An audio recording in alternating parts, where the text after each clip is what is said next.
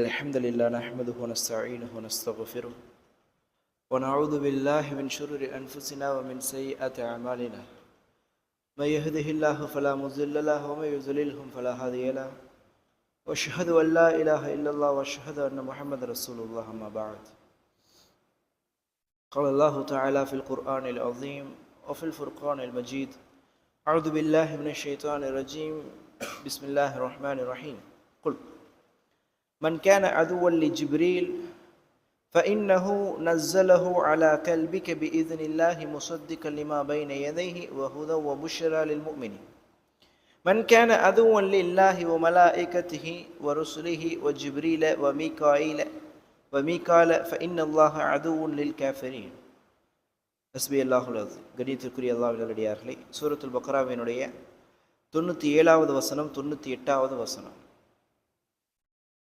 அல்லாஹ் ரப்புல் ஆலமீன் இந்த இடத்தில் ஒரு யூதர்கள் சம்பந்தமாக, பனு இஸ்ரவேலர்கள் சம்பந்தமாக, அவர்களிடம் இருந்த இன்னொரு பிழை சம்பந்தமாக பேசுகின்றார். அபு ஜாஃபர் அத்தபரி ரஹ்மஹுல்லாஹ் அவர்கள் சொல்லி காட்டும் பொழுது, தஃப்சீரு தபரி என்று நாம் கேள்விப்பட்டிருப்போம். அந்த தஃப்சீரு தபரி என்ற கிதாபிலே அபு ஜாஃபர் ரஹ்மஹுல்லாஹ் அவர்கள் பதிவு செய்யும் பொழுது, இந்த வசனம் யூதர்களுக்கு பதிலடியாக அல்லாஹ் ரப்புல் ஆலமீன் அருளியது என்பதாக அபு ஜாஃபர் ரஹ்மஹுல்லாஹ் அவர்கள் பதிவு செய்கின்றார்கள். என்று சொன்னால், யூதர்கள் ஜிப்ரீல் அலைஹிஸ்ஸலாம் அவர்களை விரோதியாகவும், மீகாயில் அலைஹிஸ்ஸலாம் அவர்களை நண்பர்களாகவும், அதாவது எங்களுக்கு சாதகமானவர்கள் என்பதாகவும் அவர்கள் விளங்கி வைத்து அவ்வாறே மக்களிடத்தில் பேசக்கூடியவர்களாக யூதர்கள் இருந்தார்கள். அவர்களுடைய எண்ணத்திற்கு மாற்றமாக அல்லாஹ் ரப்புல் ஆலமீன் பதிலடியாக இந்த வசனத்தை அருளினான். இப்னு அப்பாஸ் ரலியல்லாஹு அன்ஹு அவர்கள் சொல்லி காட்டுகின்றார்கள், ஒரு நாள் யூதர்களுடைய கூட்டம் ஒன்று நபிகள் நாயகம் ஸல்லல்லாஹு அலைஹி வஸல்லம் அவர்களிடத்திலே வந்தது. நபிகள் நாயகம் ஸல்லல்லாஹு அலைஹி வஸல்லம் அவர்களை பார்த்து அந்த யூதர்கள் சொல்லி காமித்தார்கள், ஓ முஹம்மதே, நாங்கள் உங்களிடத்தில் ஒரு 5 விஷயங்களை கேட்போம், ஒரு 5 கேள்விகளை நாங்கள் உங்களிடத்தில் முன்வைப்போம். இந்த 5 விஷயங்களுக்கும் நீங்கள் சரியாக பதில் சொல்லிவிட்டால் நீங்கள் உண்மையிலேயே நபிதான் என்று நாங்கள் ஏற்றுக்கொள்வோம் என்பதாக யூதர்கள் சொன்னார்கள். அப்பொழுது நபிகள் நாயகம் ஸல்லல்லாஹு அலைஹி வஸல்லம் அவர்கள், யாக்கூப் அலைஹிஸ்ஸலாம் அவர்கள் தம்முடைய பிள்ளைகளிடத்தில் என்ன உறுதிமொழியை பெற்றார்களோ அதே உறுதிமொழியை நானும் உங்களிடத்தில் பெறுகின்றேன், நாம் பேசிக்கொள்வதற்கு அல்லாஹுவே போதுமானவன் என்பதாக நபிகள் நாயகம் ஸல்லல்லாஹு அலைஹி வஸல்லம் அவர்கள் முதலிலே அந்த யூதர்களிடத்தில் ஒரு உடன்படிக்கை ஒன்றை எடுத்துக்கொள்கின்றார்கள். அதையும் அல்லாஹ் ரப்புல் ஆலமீன் 12வது அத்தியாயத்தினுடைய 66வது வசனத்தில், நாம் பேசிக்கொண்டிருப்பதற்கு அல்லாஹ்வே பொறுப்பாளன் என்பதாக அல்லாஹ் ரப்புல் ஆலமீன் 12வது வசனத்தினுடைய 66வது வசனத்தில் நபிகள் நாயகம் ஸல்லல்லாஹு அலைஹி வஸல்லம் அவர்கள் பெற்ற அந்த உடன்படிக்கை சம்பந்தமாக கூட அந்த இடத்தில் சொல்லி காட்டுகின்றார். அப்போ இந்த உடன்படிக்கையை பெற்றதற்கு பின்னால் நபிகள் நாயகம் ஸல்லல்லாஹு அலைஹி வஸல்லம் அவர்கள் அந்த யூதர்களை பார்த்து சொன்னார்கள், இப்பொழுது நீங்கள் என்ன கேள்வி கேட்க வேண்டும் என்று ஆசைப்படுகின்றீர்களோ அதை நீங்கள் தாராளமாக கேட்கலாம். அப்பொழுது அந்த யூதர்கள் கேட்டார்கள், ஒரு நபிக்கு அடையாளம் என்ன என்பதாக கேட்டார்கள். முதலாவது அவர்கள் கேட்கக்கூடிய கேள்வி என்ன, ஒரு நபிக்கு அடையாளம் என்ன என்பதாக நபிகள் நாயகம் ஸல்லல்லாஹு அலைஹி வஸல்லம் அவர்களை பார்த்து கேட்க, நபிகள் நாயகம் ஸல்லல்லாஹு அலைஹி வஸல்லம் அவர்கள் சொன்னார்கள், ஒரு நபியை பொறுத்த அளவில் அவருடைய கண்கள் உறங்கிக் கொண்டிருந்தாலும் அவருடைய உள்ளம் எப்பொழுதும் விழித்து கொண்டே இருக்கும், இதுதான் ஒரு நபிக்கு அடையாளம் என்பதாக நபிகள் நாயகம் ஸல்லல்லாஹு அலைஹி வஸல்லம் அவர்கள் முதலாவதாக பதில் சொல்கின்றார்கள். அப்போ அந்த யூத கூட்டம் நபிகள் நாயகம் ஸல்லல்லாஹு அலைஹி வஸல்லம் அவர்கள் சொன்ன பதிலை கேட்டு அவர்களுக்கு மத்தியிலே குசு குசு என்று என்பதாக அவர்களுக்கு மத்தியிலே பேசிக் கொண்டிருக்கின்றார்கள். அப்போ பேசி முடித்ததற்கு பின்னால் மீண்டும் வந்து நபிகள் நாயகம் ஸல்லல்லாஹு அலைஹி வஸல்லம் அவர்களை பார்த்து கேட்கின்றார்கள், ஒரே பெண்ணிடத்தில் ஒரு ஆண் சேரும் பொழுது பெண் குழந்தை பிறப்பதும் ஆண் குழந்தை பிறப்பதும் எப்படி சாத்தியம், அது எப்படி நடக்கின்றது என்பதாக யூதர்கள் நபிகள் நாயகம் ஸல்லல்லாஹு அலைஹி வஸல்லம் அவர்களை பார்த்து கேட்டார்கள். நபிகள் நாயகம் ஸல்லல்லாஹு அலைஹி வஸல்லம் அவர்கள் சொல்லி காட்டும் பொழுது, ஒரு பெண்ணிடத்தில் ஒரு ஆண் சேரும் பொழுது அந்த பெண்ணினுடைய நீரை ஆணினுடைய நீர் மிகைத்து விட்டால் ஆண் குழந்தை பிறக்கும், ஆணினுடைய நீரை பெண்ணினுடைய நீர் மிகைத்து விட்டால் பெண் குழந்தை பிறக்கும். இதுதான் யதார்த்தமாக நடக்கக்கூடிய விஷயம் என்பதாக நபிகள் நாயகம் ஸல்லல்லாஹு அலைஹி வஸல்லம் அவர்கள் சொல்லி காட்டுகின்றார்கள். 1400 வருடங்களுக்கு முன்னால் எந்த விதமான ஒரு டெக்னாலஜியும் எந்த விதமான ஒரு இது உள்ளார்ந்து செய்யக்கூடிய ஆய்வுகள் போன்ற விஷயங்கள் எதுவும் இல்லாமல் இருக்கக்கூடிய காலகட்டத்திலேயே நபிகள் நாயகம் ஸல்லல்லாஹு அலைஹி வஸல்லம் அவர்கள் இந்த உண்மை யூதர்களுக்கு எடுத்து சொன்னார்கள். இன்றைய தினம் அவர்கள் இதை உண்மைப்படுத்துகின்றார்கள். இப்படித்தான் ஒரு ஆண் குழந்தையும் ஒரு பெண் குழந்தையும் மாறி பிறக்கின்றது என்பதை. ஆணினுடைய நீரை பெண்ணினுடைய நீர் மிகைத்து விட்டால் பெண் குழந்தை பிறக்கும், பெண்ணினுடைய நீரை ஆணினுடைய நீர் மிகைத்து விட்டால் ஆண் குழந்தை பிறக்கும் என்பதாக நபிகள் நாயகம் ஸல்லல்லாஹு அலைஹி வஸல்லம் அவர்கள் அந்த யூதர்களை பார்த்து சொல்லி காட்டுகின்றார்கள். மீண்டும் அந்த யூதர்கள் அவர்களுக்கு மத்தியிலே தங்களுக்கு தாவே பேசிக்கொண்டு மூன்றாவதாக கேட்கின்றார்கள், யாக்கூப் நபி அலைஹிஸ்ஸலாம் அவர்கள் தமக்கு தாமே எதை தடை செய்து கொண்டார்கள் என்பதாக நீங்கள் சொல்லுங்கள். அப்போ நபிகள் நாயகம் ஸல்லல்லாஹு அலைஹி வஸல்லம் அவர்கள் சொல்லி காட்டும் பொழுது யாக்கூப் நபி அவர்கள் கீழ்வாதத்தால் அவர்கள் அவதிப்பட்டு கொண்டிருந்தார்கள்.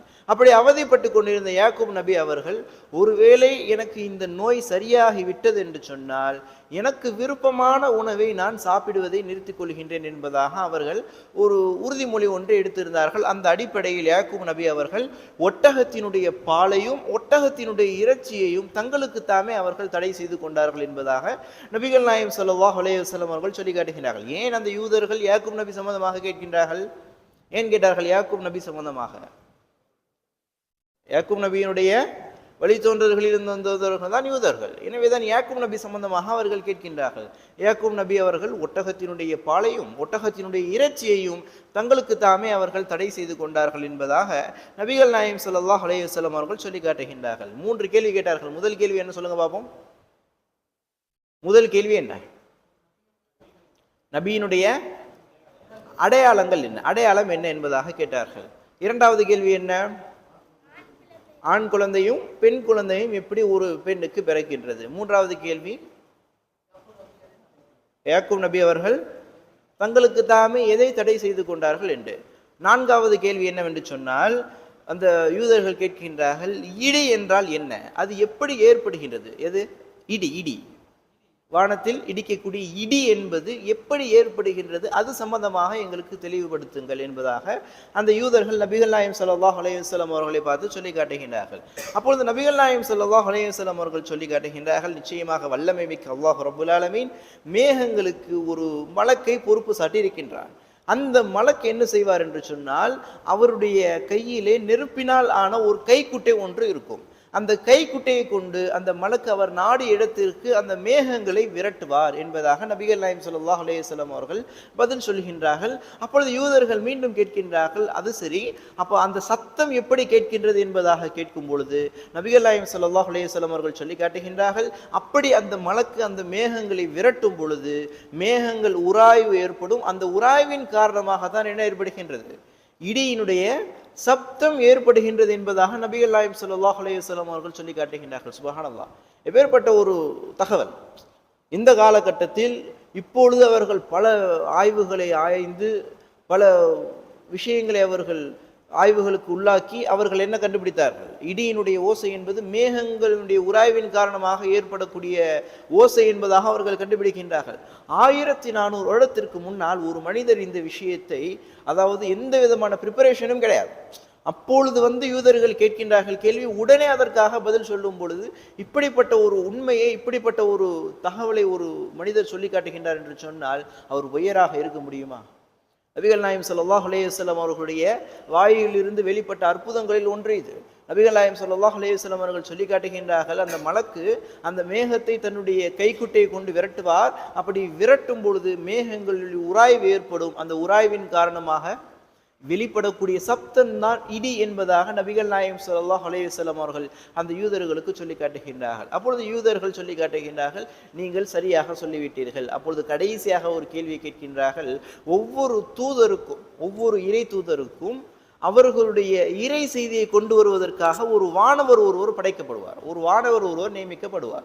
அப்படி உங்களுக்கு எந்த வானவர் நியமிக்கப்பட்டிருக்கின்றார்கள் என்பதாக நபிகள் நாயகம் ஸல்லல்லாஹு அலைஹி வஸல்லம் அவர்களை பார்த்து சொல்லிவிட்டு அதை கடைசியாக சொல்லி காட்டுகின்றார்கள், இந்த 5வது கேள்விக்கும் நீங்கள் சரியாக எங்களுக்கு பதிலை சொல்லிவிட்டீர்கள் என்று சொன்னால் நிச்சயமாக நாங்கள் உங்களை ஏற்றுக்கொள்வோம் என்பதாக யூதர்கள் சொன்னார்கள். அப்பொழுது நபிகள் நாயகம் ஸல்லல்லாஹு அலைஹி வஸல்லம் அவர்கள் சொல்லி காட்டுகின்றார்கள், என்ன கேள்வி கேட்டார்கள்? 5வது கேள்வி, ஒவ்வொரு தூதருக்கும் ஒரு வானவர் ஒருவர் இறை செய்தியை கொண்டு வருவார். அப்படி உங்களுக்கு யார் இறை செய்தியை கொண்டு வருவதற்காக நியமிக்கப்பட்டுள்ளார் என்பதாக கேட்டார்கள். அப்பொழுது நபிகள் நாயகம் ஸல்லல்லாஹு அலைஹி வஸல்லம் அவர்கள் என்ன பதில் சொன்னார்கள்? ஜிப்ரீல் அலைஹிஸ்ஸலாம் அவர்கள் என்பதாக சொன்னார்கள். அப்போ ஜிப்ரீல் அலைஹிஸ்ஸலாம் அவர்கள் என்ற வார்த்தை, அந்த பேரை அந்த யூதர்கள் கேட்டவுடன் அவர்கள் பதறி போய் என்ன சொன்னார்கள் தெரியுமா? ஜிப்ரீலா, உங்களுக்கு ஜிப்ரீல் தான் நியமிக்கப்பட்டிருக்கின்றார்களா? நிச்சயமாக ஜிப்ரீல் யாருக்கு தெரியுமா? நபிகள் நாயகம் ஸல்லல்லாஹு அலைஹி வஸல்லம் அவர்களுக்கு அந்த முட்டாள் மூடர்கள் எடுத்த பாடம். கல்வியினுடைய இந்த உலகத்தில் இருக்கக்கூடிய ஒட்டுமொத்த இஸ்லாமிய கல்விக்கும் ஆசிரியராக இருந்த நபிகள் நாயகம் ஸல்லல்லாஹு அலைஹி வஸல்லம் அவர்களுக்கு அந்த யூதர்கள் பாடம் எடுக்கின்றார்கள். ஜிப்ரீல் யார் என்று தெரியுமா என்பதாக கேட்கின்றார்கள். நபிகள் நாயகம் ஸல்லல்லாஹு அலைஹி வஸல்லம் அவர்களுக்கு ஏதோ தெரியாதே போன்று நபிகள் நாயகம் ஸல்லல்லாஹு அலைஹி வஸல்லம் அவர்களை பார்த்து சொல்லி காட்டுகின்றார்கள், ஜிப்ரீல் யார் தெரியுமா? இந்த உலகத்தில் நடக்கக்கூடிய பிரச்சனைகளுக்கெல்லாம் காரணமாக இருக்கக்கூடியவர், இந்த உலகத்தில் பல மக்களுக்கு தண்டனையை கொண்டு வந்தவர். நீங்க தவறு செய்தால் அல்லாஹ்வுடைய பெயரால் அவர் தண்டனை கொண்டு வரத்தான் செய்வார். அது அல்லாஹுடைய உத்தரவு, அதை அவர் அப்படித்தான் பின்பற்றுவார். நீங்கள் அல்லாஹுடைய உத்தரவை பின்பற்றவில்லை என்ற காரணத்தினால் ஜிப்ரீல் கெட்டவராக ஆகிவிட முடியாது. அந்த யூதர்கள் சொல்லி காட்டினார்கள், இந்த உலகத்தில் பல தண்டனைகளை கொண்டு வரக்கூடியவர் ஜிப்ரீல், இந்த உலகத்தில் ஏற்பட்ட பல பிரச்சனைகளுக்கு காரணமாக இருந்தவர் ஜிப்ரீல். அப்படிப்பட்ட ஜிப்ரீலா உங்களுக்கு இறை செய்தியை கொண்டு வருகின்றார். அப்படிப்பட்ட ஜிப்ரீல் கொண்டு வரக்கூடிய இறை செய்தியை நாங்கள் என்ன செய்ய மாட்டோம்? ஏற்றுக்கொள்ள மாட்டோம். ஒருவேளை நீங்கள் மீகாயில் என்பதாக சொல்லியிருந்தால், மலைக்கு பொறுப்பாக இருக்கக்கூடிய, விவசாயங்களுக்கு பொறுப்பாக, அதாவது பயிர்கள் முளைப்பதற்கு பொறுப்பாக இருக்கக்கூடிய மீகாயில் தான் எனக்கு இறை செய்தியை கொண்டு வருகின்றார் என்பதாக ஒருவேளை நீங்கள் சொல்லியிருந்தால் நாங்கள் என்ன செய்திருப்போம்? உங்களுடைய இறை செய்தியை நாங்கள் ஏற்றிருப்போம். நீங்கள் தூதர் என்பதை நாங்கள் ஏற்றிருப்போம். ஆனால் நீங்கள் ஜிப்ரீல் என்று சொல்லிவிட்டீர்கள், நாங்கள் என்ன செய்ய மாட்டோம்? உங்களை ஒருபொழுதும் ஏற்க மாட்டோம் என்பதாக சொல்லிவிட்டார்கள். அதாவது இது எப்படி இருக்கின்றது என்று சொன்னால், வேண்டா வெறுப்புக்கு கேள்வியை கேட்டு அவர்களே கடைசியில் நாங்கள் பதில் சொன்னதற்கு பின்னால் இதை நாங்கள் கேட்க மாட்டோம் என்பதாக வேண்டுமென்றே சென்ற செய்தி தான் இது. அப்போ ஜிப்ரீல் அலைஹிஸ்ஸலாம் அவர்களுடைய பெயரை கேட்டவுடன் அவர்கள் தங்களுக்கு விரோதி என்பதாக அவர்கள் அந்த இடத்திலே சொல்லிக் கொண்டார்கள். அப்பொழுதுதான் அல்லாஹ் ரப்புல் ஆலமீன் உடனே அந்த இடத்தில் இந்த வசனத்தை அருளுகின்றான். இந்த வசனத்தை சூரத்துல் பக்ராவினுடைய 97வது வசனத்தையும் 98வது வசனத்தையும் அப்பொழுதுதான் அல்லாஹ் ரப்புல் ஆலமீன் உடனே அருளுகின்றான். என்ன சொல்லி காட்டுகின்றான்? குல், நபியை நீங்கள் சொல்லுங்கள், மன் கான அதுவன் ஜிப்ரீல், யார் ஒருவர் ஜிப்ரீலுக்கு விரோதியாக இந்த உலகத்தில் இருக்கின்றாரோ, ஃபஇன்னஹு, ஜிப்ரீல் யார் தெரியுமா? நஸ்ஸல அலா கல்பிக பிஇذனில்லாஹி முஸத்திகல் லிமா பைன யதைஹி வ ஹுதா வ புஷ்ரா லில் முஃமினீன். ஜிப்ரீல் யார் தெரியுமா? அல்லாஹ்வுடைய கட்டளையின் பேரில் உம்முடைய உள்ளத்திற்குள் அல்லாஹ்வுடைய இறை செய்தியை கொண்டு வரக்கூடிய நபர். அந்த இறை செய்தி எப்படிப்பட்ட செய்தி? முஸத்திகல் லிமா பைன யதைஹி, அவர்களுடைய, அதாவது உங்களிடம் யார் கேள்வி கேட்டுக் கொண்டிருக்கின்றார்களோ அந்த யூதர்களிடம் ஒரு வேதம் இருக்கின்றது அல்லவா, அந்த வேதத்தையும் உண்மைப்படுத்தக்கூடிய செய்தியை தான் ஜிப்ரீல் கொண்டு வந்து கொண்டிருக்கின்றார். வஹுதா வ புஷ்ரா லில் முஃமினீன், மேலும் முஃமின்களாக இருக்கக்கூடியவர்களுக்கு நேர்வழியாகவும் சுப செய்தியாகவும் இருக்கக்கூடிய இந்த குர்ஆனை கொண்டு வரக்கூடியவர் தான் ஜிப்ரீல். அப்படிப்பட்ட ஜிப்ரீலுக்கு யார் ஒருவர் விரோதியாக இருக்கின்றார்களோ, மன் கான அதுவன் லில்லாஹ், மேலும் யார் அல்லாஹ்விற்கு விரோதியாக இருக்கின்றார்களோ, வ மலாயிகத்தி, அவனுடைய மலக்குமார்களுக்கு விரோதியாக இருக்கின்றார்களோ, வ ருசுலிஹி, அவனுடைய தூதர்களுக்கு விரோதியாக இருக்கின்றார்களோ, வ ஜிப்ரீல், ஜிப்ரீல் அலைஹிஸ்ஸலாம் அவர்களுக்கு விரோதியாக இருக்கின்றார்களோ, வ மீகாயில் அலைஹிஸ்ஸலாம் அவர்களுக்கு விரோதியாக இருக்கின்றார்களோ, ஃபைன்னல்லாஹ அதுவன் லில் காஃபிரீன், இப்படிப்பட்ட விரோதிகளுக்கு, இப்படிப்பட்ட இறை வெறுப்பாளர்களுக்கு அல்லாஹ்வும் விரோதியாக இருக்கின்றான் என்பதாக சொல்லி இந்த செய்தியை முடிக்கின்றான். என்னத்தான் விரோதியாக இருக்கக்கூடாது என்பதாக அவர்கள் சொன்னாலும் அவர்கள் தான் கேட்க மாட்டார்களே. ஏனென்றால் இந்த செய்தி தான் ஜிப்ரீலிடம் இருந்து வருகின்றது, ஜிப்ரீலிடம் இருந்து வரக்கூடிய செய்தியை நாங்கள் கேட்க மாட்டோம் என்பதாக, அதாவது ரா மெட்டீரியலை அவர்கள் என்ன செய்து விட்டார்கள்? மறுத்து விட்டார்கள். முதலில் இதுவரை நாம் பார்த்த செய்தி எல்லாம் நபிகள் நாயகம் ஸல்லல்லாஹு அலைஹி வஸல்லம் அவர்களை மறுக்கக்கூடியவர்களாக இருந்த செய்தி. அப்போ இப்போ ஒருபடி அதிகமாக போய் நபிகள் நாயகம் ஸல்லல்லாஹு அலைஹி வஸல்லம் அவர்களுக்கு யார் இறை செய்தியை கொண்டு வந்தார்களோ அந்த ஜிப்ரீலையே மறுத்து விட்டார்கள். அப்போ அந்த ஜிப்ரீலையே மறுத்து விட்டார். அவர் கொண்டு வரக்கூடிய செய்தி பொய் என்றால் இவரும் பொய் என்பதை உண்டாகிவிடும். அப்போ நேரடியாக ஜிப்ரீல் அலைஹிஸ்ஸலாம் அவர்களே தங்களுடைய விரோதி என்பதாக அவர்கள் சொல்லக்கூடியவர்களாக இருந்தார்கள். உடனே அல்லாஹ் ரப்புல் ஆலமீன் இந்த வசனத்தை அருளுகின்றான். யார் அல்லாஹ்விற்கு, மலக்குமார்களுக்கு, ரசூல்மார்களுக்கு, ஜிப்ரீல் அலைஹிஸ்ஸலாம் அவர்களுக்கு, மீகாயிலுக்கு விரோதியாக இருக்கின்றார்களோ அப்படிப்பட்டவர்களுக்கு அல்லாஹ்வும் விரோதியாக இருக்கின்றான். சுப்ஹானல்லாஹ். அல்லாஹ் ஒரு சமூகத்திற்கு விரோதியாக இருக்கின்றார் என்று சொன்னால் அந்த சமூகம் இந்த உலகத்திலும் மறுமையிலும் வெற்றி பெறுவதற்கு ஏதாவது வாய்ப்பு உண்டா? கண்டிப்பாக வாய்ப்பு கிடையாது. இந்த உலகத்தில் அவர்கள் இன்றைய காலகட்டங்களில் அவர்கள் வெற்றி அடைவதை போன்று அவர்களுக்கு தெரியும், எம்முடைய பார்வைக்கும் தெரியும். நாம் எப்படி விளங்க வேண்டும்? ஏற்கனவே சூரத்துல் பக்ராவிலே நாம் பார்க்கும்போது ஒரு வசனத்துடைய தஃப்சீரில் பார்த்தோம். அல்லாஹ் ரப்புல் ஆலமீன் சில மனிதர்களை தண்டிக்காமல் விடுவான். தண்டிக்காமல் விடுவது அவர்களுடைய வெற்றி அல்ல, அவர்களுக்கு அல்லாஹ் ரப்புல் ஆலமீன் கொடுக்கக்கூடிய வாய்ப்பு அல்ல. அல்லாஹ் ரப்புல் ஆலமீன் அவர்களை தண்டிக்காமல் விடுவதற்கு காரணம் என்ன தெரியுமா?